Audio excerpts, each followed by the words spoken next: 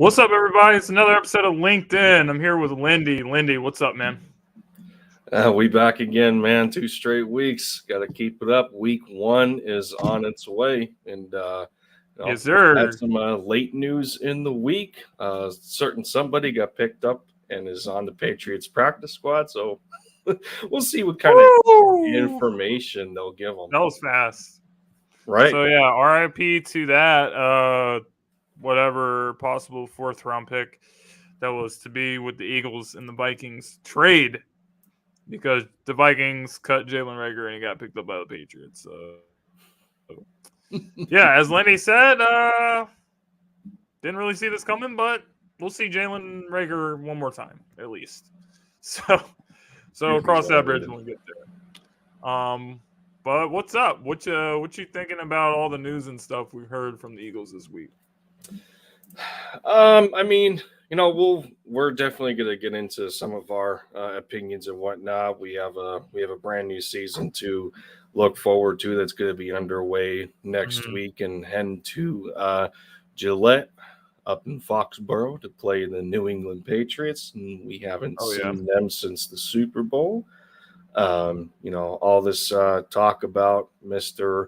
It's Always Him with Derek Barnett, the recent trade from us working with the Denver Broncos, and unfortunately for me, I could not study his pronunciation of his last name good enough, so referred to him as Albert Let's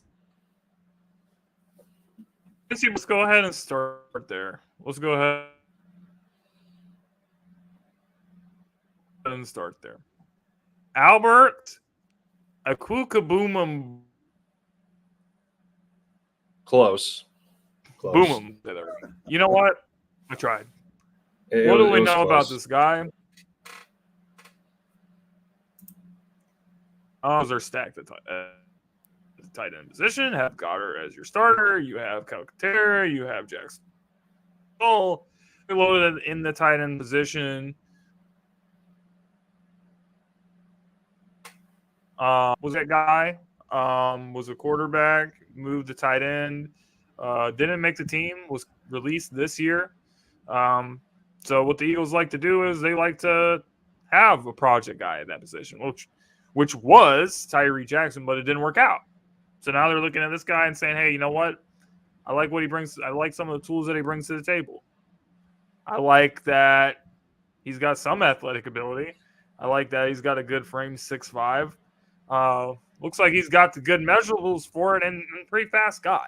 Ran like a 4.4, 4.5 in the 40-yard dash when he was coming out. So, impressive project guy to possibly work on. And as we know, just like the Eagles value the trenches, that value the O-line and the D-line, I would also say if you look at the history of this team, they value the tight end position. They had Selleck for a long time, and then Ertz comes along in the second round.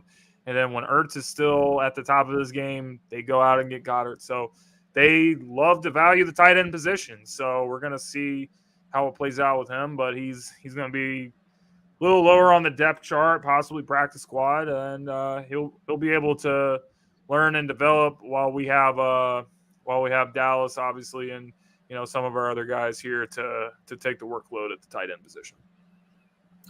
Yeah, this is an interesting one to me. In all honesty, and I know some of our folks in the content creator community are talking about that this is a highway robbery, and I don't necessarily think so. After the releases of Dan Arnold and Tyree Jackson, which Tyree ended up going to a division rival, the New York Giants. Good for him. This guy was about to be sent to the waiver wire before the Eagles stepped in, gave Denver a call and say, before you do that, how about we entertain y'all by giving you a 6th for him, and you give us him and a 7th in return. These draft picks go to 2025. But like you said, this kid is another physical specimen, coming in at 6'5", about 260 pounds. Now just think about that for a second. This kid weighs 260 as a tight end. So at that physique, he has good blocking ability. And he does have a decent knack for catching the football. I think his best year in 2021 for Denver, he had a catch percentage of about 83%, which I like to see. Somebody with hands to snag the football when we already have a good passer in Jalen Hurts, and he does lean on his tight ends quite a bit in certain situations. Goddard with his one-handed catches and whatnot. But this kid at 260 pounds ran a 4.4940. I mean, that's faster. That's faster than some receivers that only weigh about 190, 200 pounds. That's unbelievable. Like I said, hauled in about 83% of his receptions when he was targeted back in 2021. That was his most productive year. But he's been battling back and forth with injury. This is another unfortunate injury case with Philly bringing in a player coming off of ACL tear.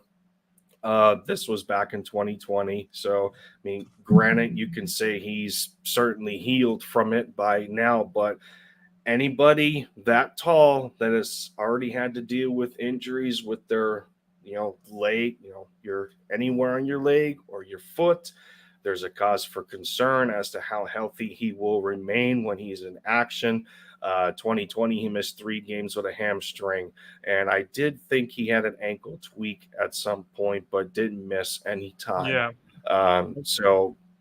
And then when he had the hamstring issue, he was on IR. So nonetheless, when you look at it, Eagles have been pretty consistent in terms of their depth and keeping 4 tight ends on their roster. And by the initial 53, he made it at number 4, and respectfully so. Could he jump one spot ahead of Grant Calcaterra? I would not be surprised, because Grant, coming in his second year, sophomore season in the NFL, he still has plenty to improve on and plenty to show to the coaching staff on how he can evolve as a player. But you bring in a kid from Denver who's going into the last year of his rookie deal and has some productive games under his belt, and it's good to have that extra experience to work with the lesser group. Not in that sense, but you get what I mean. In terms, I get what you mean. So yeah, he's a nice piece to put around Jack Stoll and Calcaterra, and that just adds reinforcements for guys behind Dallas Goedert. Absolutely, man. When, as I said, I just really view this as like a project guy. I don't expect him to play very much, but we'll just have to wait and see if he does even get to see the field. So, moving on. As Lindy said, it's always him. Derek Barnett has requested a trade from the Eagles. Lindy, you go ahead and go first, because I think I got a lot to say. You go ahead. Well, he's requested a trade. I mean, he and his agent Drew Rosenhaus, they got some work to do if they can find him a new home or not. Because as of right now, he's still on the initial 53 as of right now. Mm-hmm. But Derek is in a position where it seems the coaching staff has created a considerable amount of depth when it comes to pass rushers. Having the fear of not getting enough play time or snaps for that matter to put himself in line for a new contract opportunity. I think that's one of the highest key factors in why he is looking to put himself in this kind of situation. 13 of the initial 53 are on the defensive line, so that's a lot of competition, especially for a player over the years that has dealt with as many injuries as he has. That's a lot of bodies for him to work around. I'm sure with the private conversations, as Sirianni and Howie Roseman like to talk about in their press conferences, there had to have been some means or some way of assurance or trying to soften some kind of blow when they get into these scenarios, dealing with the roster. As we all know, the Eagles cannot keep everybody, and you can say to a degree that Derek didn't do himself any favors by getting into more verbal scuffles, physical scuffles. We know of the stories from the Colts and the Browns joint practice, going at it with Anthony Richardson and, getting in the faces of other guys. As Sirianni famously said, it's always he got him. into something It's always him. He got into something with Landon Dickerson during and one of the practices. with his own teammates. Especially his injury history for somebody that's only 27 years old. We remember after the 2017 season and winning the Super Bowl, he goes and has surgery for a sports hernia, tears his rotator cuff, ankle, the most recent ACL tear. I don't know how well he's going to get back into the swing of things. But we'll see what happens. I mean, he has had some decent contribution in a defensive line rotation, which is nice to see. In a minimum of 12 games, in his 4 most active seasons, he's averaged to be playing about 62% of the snaps. Can you say that's putting a first-round pick, let alone, what was he, pick 16 or 17 in 14. His draft class to play 62% of the snaps? Is that a highly effective player? Yes and no. I'm more on the side of no. So has he been a disappointment for the majority of his time in Philadelphia? I think he certainly has, unfortunately. That will be an understatement of the year for Derek Barnett. So everything you just said is kind of valid for the most part.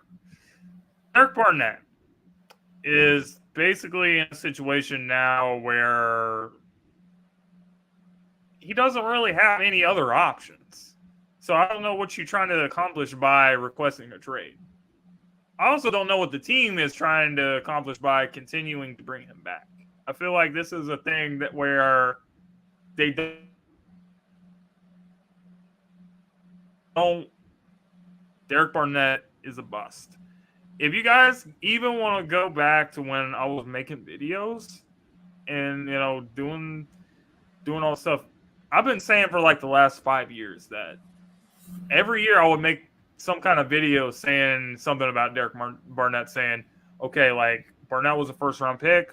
We need more from him. We need more from him. We need more from him. And we never got it. Then started getting injured. Then when he wasn't injured and came back, he did more harm than good.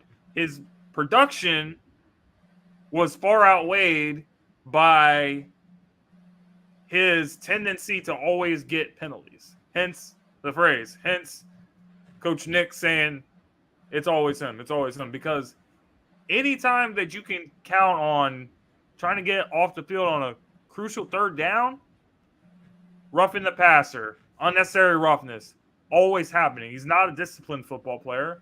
And no other teams were trying to sign him really the last 2 years when he's been coming back to Philly.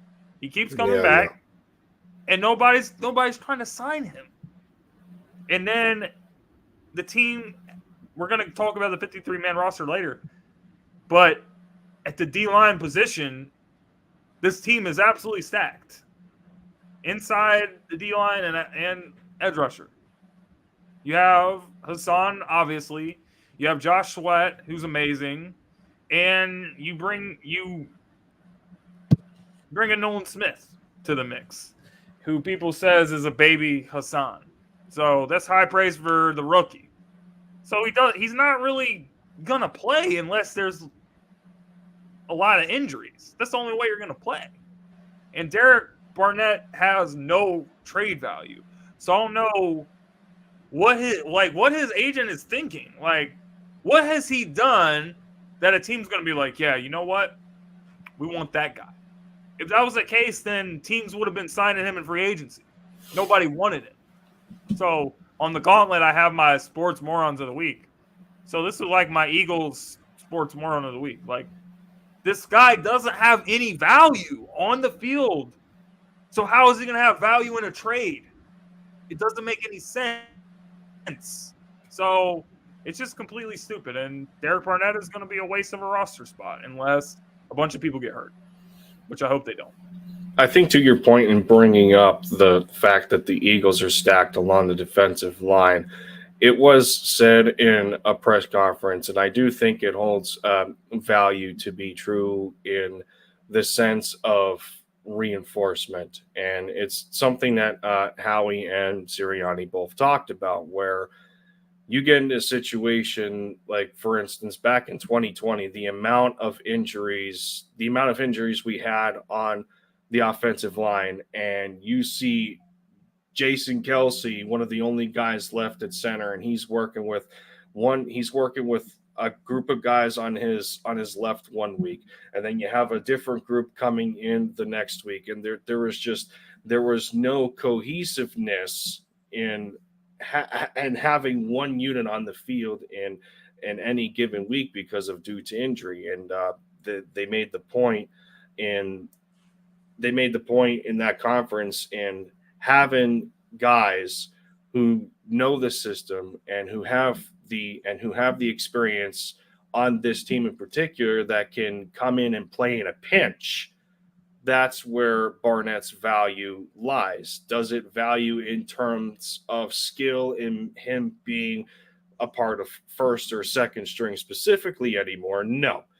But his value is that he can play in a pinch when necessary. And what did we see last year? The team had to trade for Robert Quinn because for the very reason of Barnett having that ACL tear.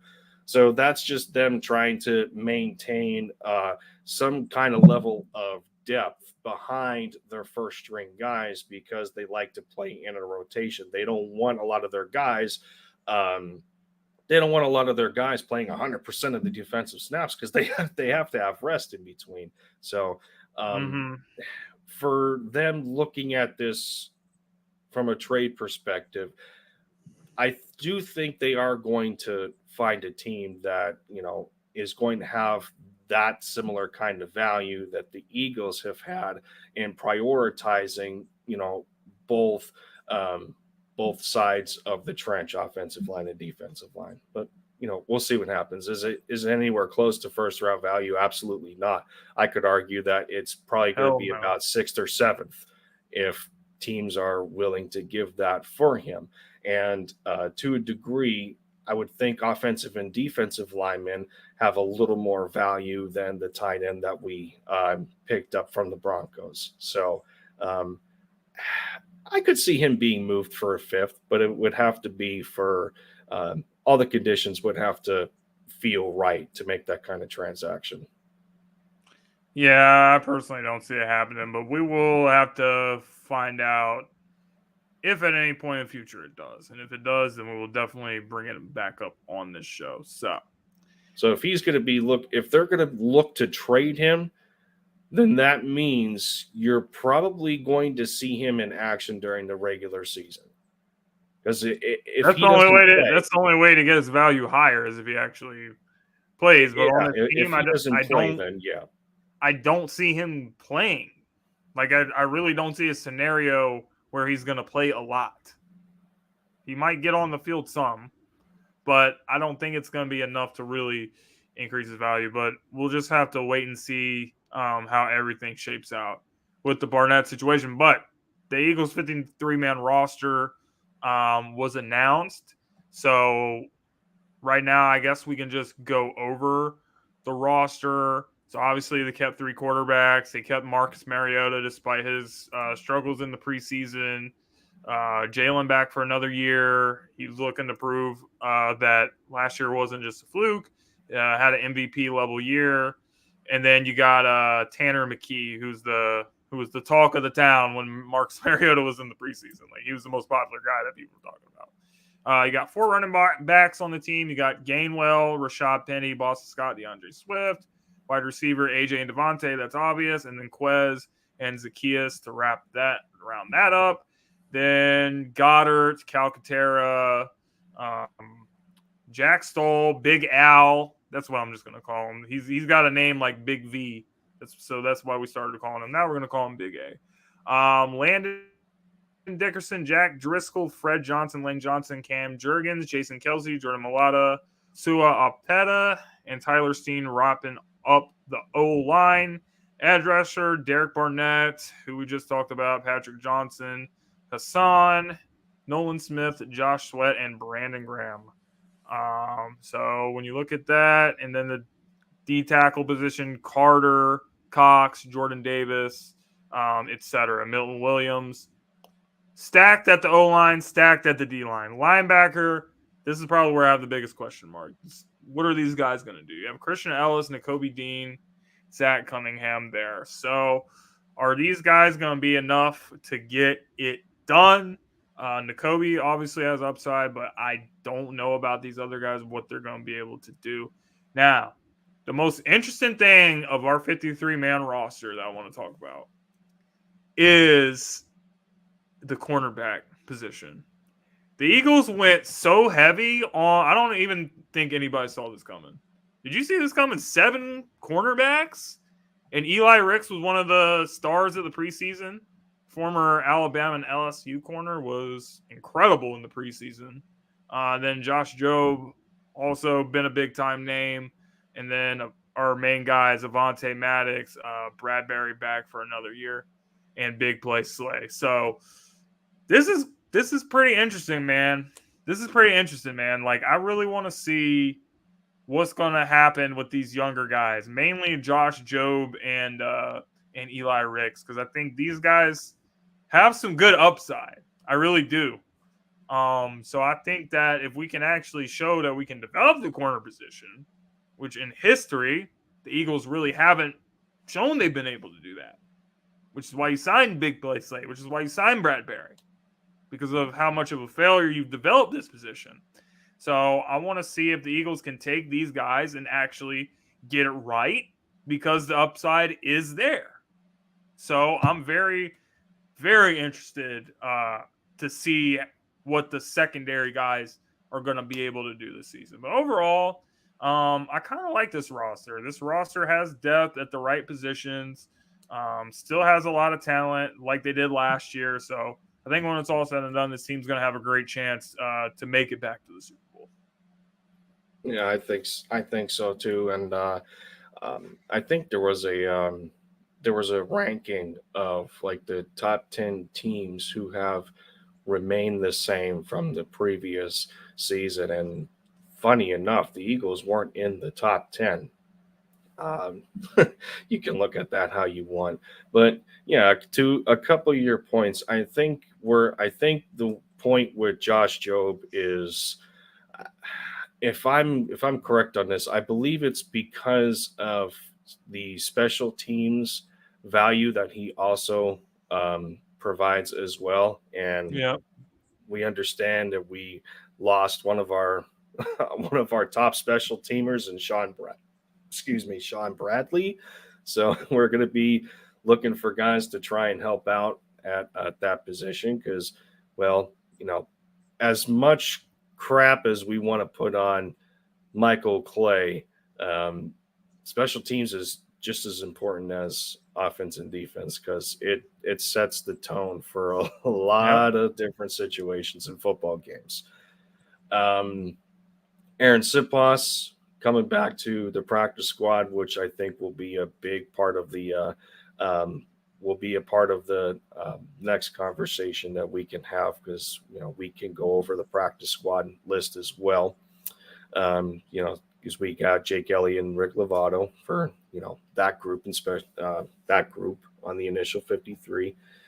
And then you look at edge, Derek Barnett just ahead of Patrick Johnson, and you named off the rest of the Moro Ojomo. I'm happy for him. That was he has such a great story to him. Quarterbacks, of course. So there's not really a whole lot that stands out to me with this initial 53 other than the linebacker position. As you were saying, we only have 3, and Zach Cunningham out of the, that's 1 out of 3 free agents they brought in that that made the initial 53. Well, of course, Miles Jack decided to retire, and that was a shocker to me, because I still think he had time left in this league. But if you don't have, if your love for the game is just not as strong as it used to be anymore, or you're just going through something that's taking too much of your time and you wanted to explore something else, I think there was another career in his one press conference. There was another career that he was mentioning too that I do not remember that he wanted to. He wanted to be a tradesman.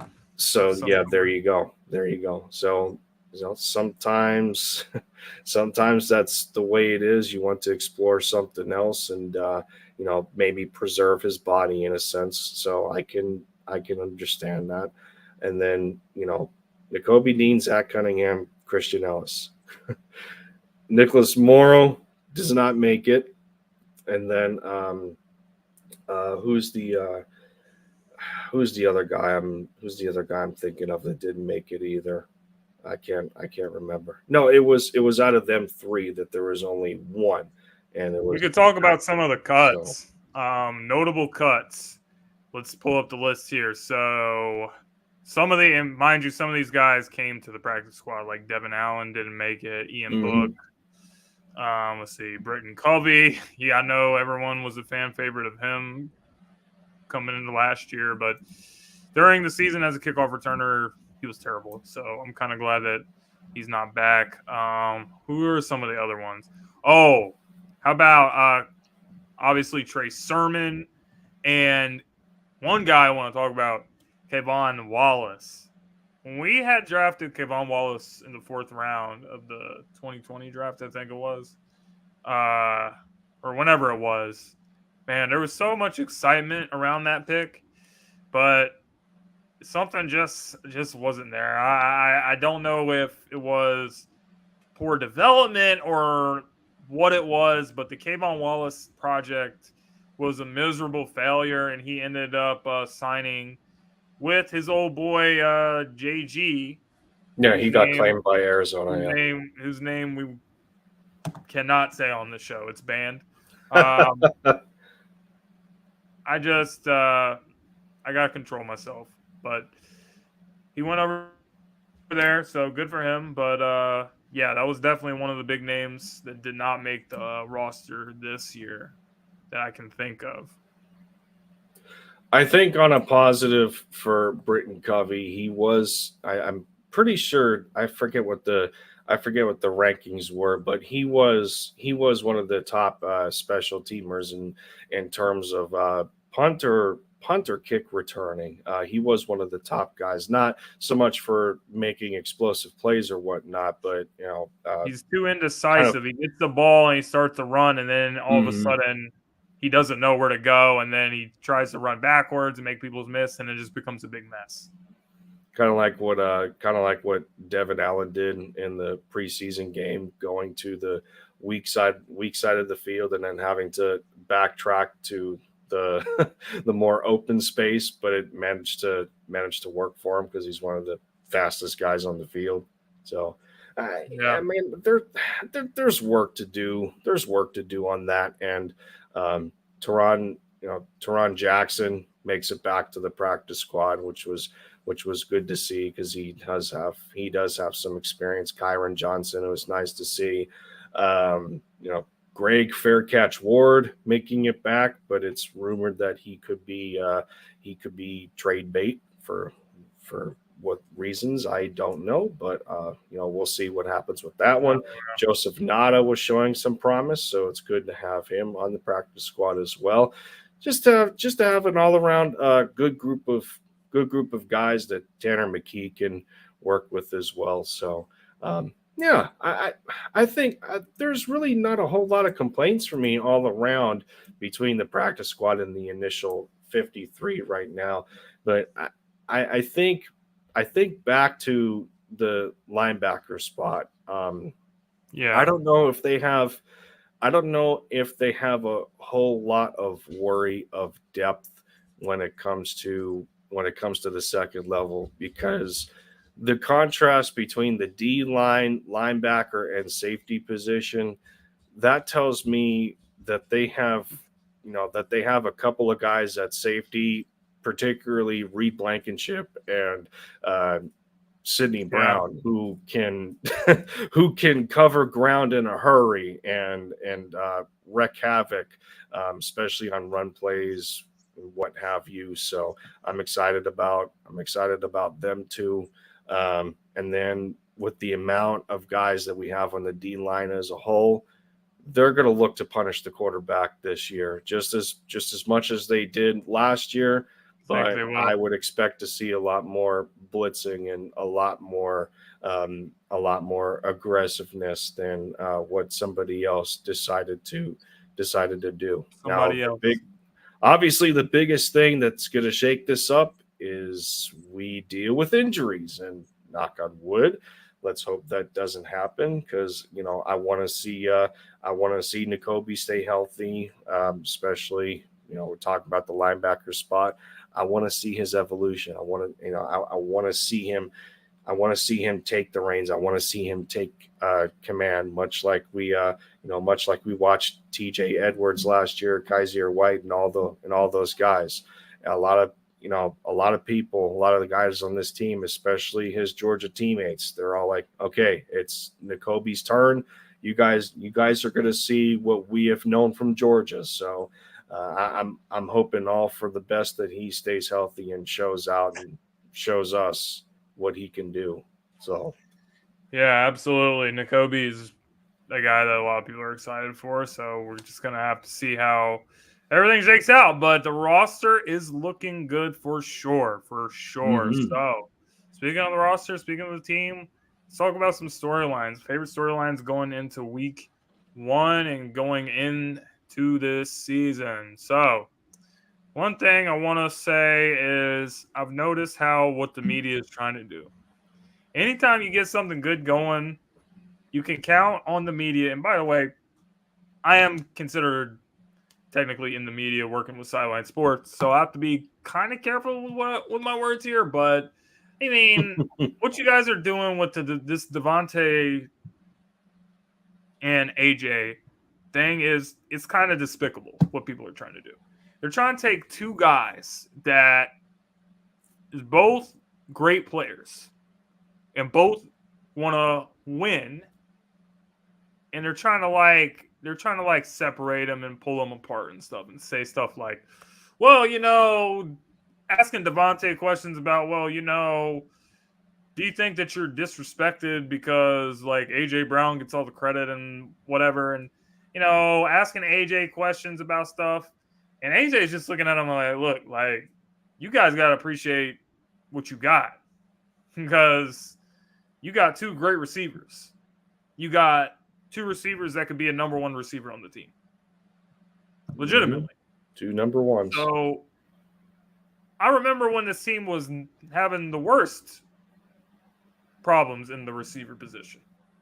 And now that's not even a discussion at this point. But I just hate it when people try to do stuff like that and like try to dig and get all these responses.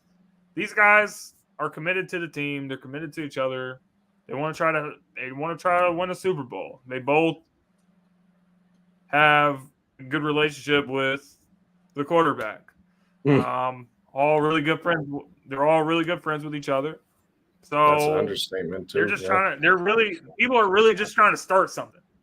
So I'm looking forward to seeing like how the dynamic between these two guys is going to continue to get better, because these guys are two dynamic players that can absolutely open up any game, can make a big play at any moment in the game, as we've seen so many times. So Devontae and AJ, I'm looking forward to seeing, how much better they're going to continue to be playing with each other.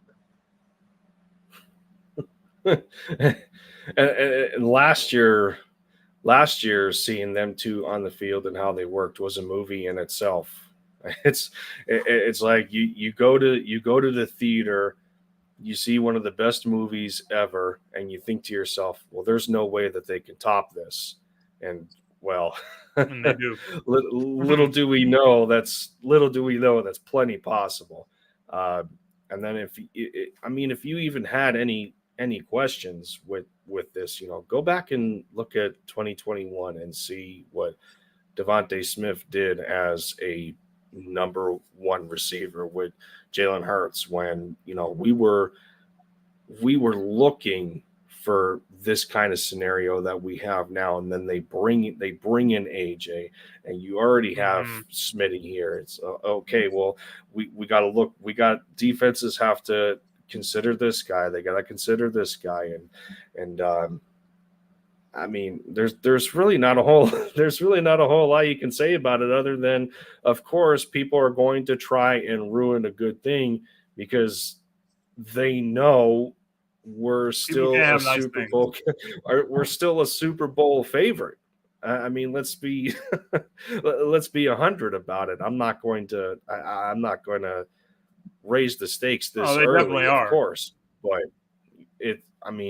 look at it on paper. They should be. It's just. I just have one thing to add about something that you said. Having a scenario with AJ and Devontae being together.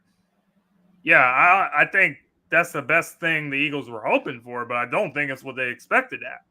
Because I think that they were comfortable with Devontae being their guy, and then adding a guy that's, at least decent. The biggest problem was you had Rager basically as your number two, and Quez isn't quite at the level to be considered a number two. He's better as a third receiver. So they were hoping to get somebody like Allen Robinson or someone like that. Somebody that's, somebody that can play, somebody that can be decent. But then when the scenario presented itself to get AJ, the Eagles were like, shit, well, how do I pass this up? And then you end up getting AJ, and then the rest is history. A pretty darn. I'm not mad. Oh, man. I'm not mad. A pretty darn memorable history that, well, didn't end the way we wanted, but that's last year, and now we have this year to look forward to. And people trying to say that, oh, the Eagles don't got a cupcake schedule this year. We'll see how they do. But there's only one way to find out. I think he could afford it too, Chris. Man's got a lot of money.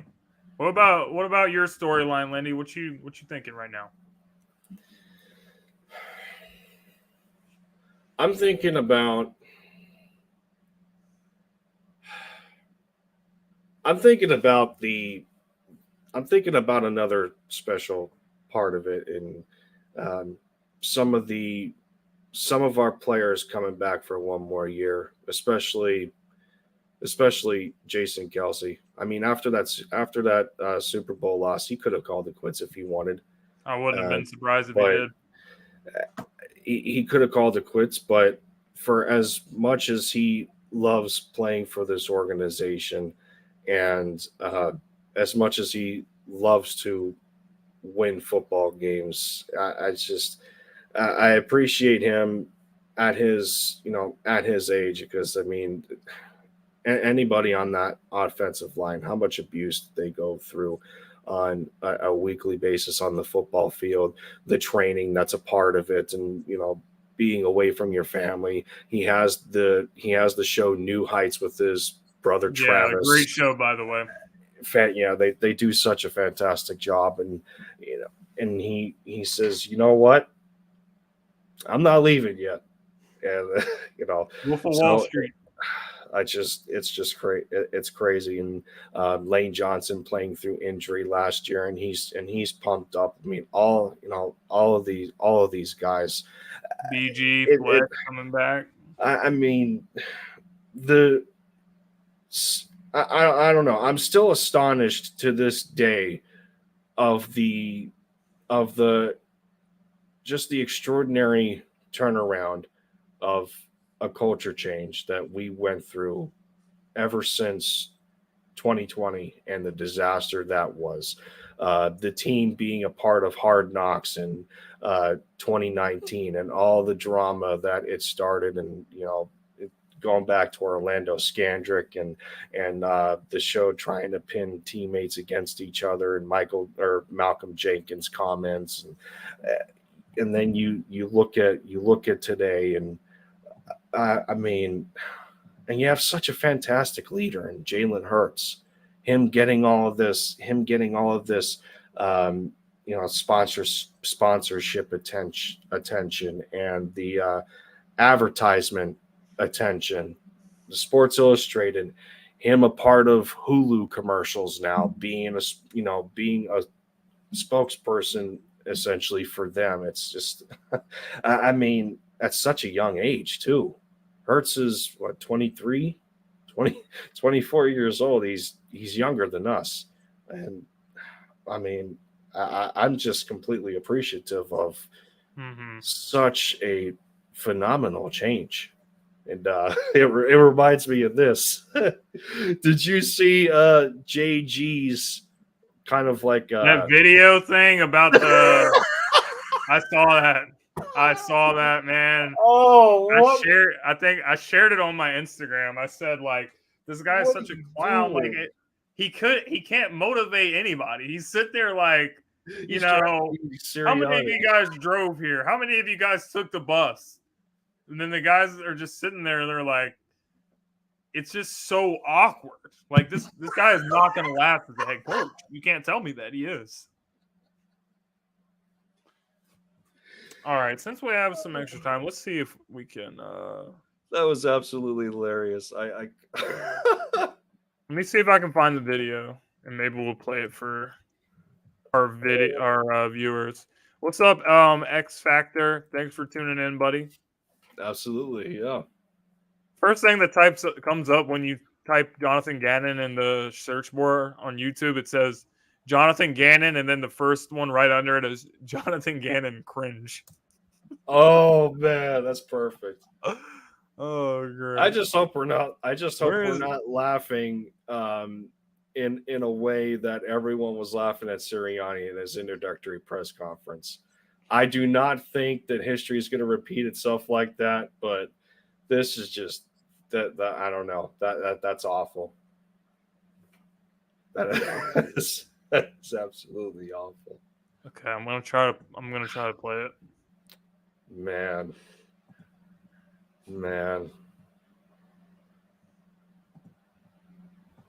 All right.